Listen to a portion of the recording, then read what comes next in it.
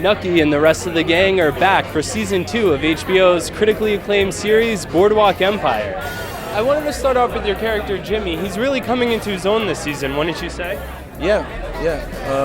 I think people have they're going to be very surprised and very shocked this season with what Jimmy has in store. How screwed is Nucky this year? In the position that he's in, people want to see him either out of the way or gone.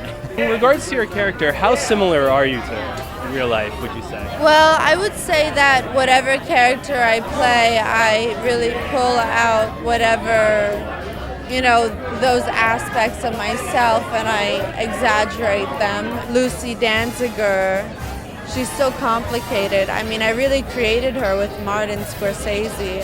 She's fictitious, which was so, it was such a precarious decision to write a fictitious character because she could have just been like a floozy, but I wanted, no person is one-dimensional, and I wanted to make her a multi-layered, like an onion, human being, like as we all are. So she has a lot of underlying pain and struggles, and I feel in the second season you'll be able to really tap into more of her true vulnerability and what she struggles with.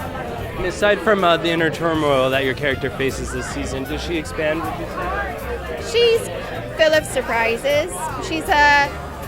Margaret's a bit of an enigma, and she surprises me. I can't wait to get each new episode, to see what's happening next. And sometimes she behaves in a way that I'm like, right on Margaret, and she's very strong. And then the next episode, I'm like, no, she'll just mess things up. Your character, Lucky. Yes. What can we expect to see from him this season?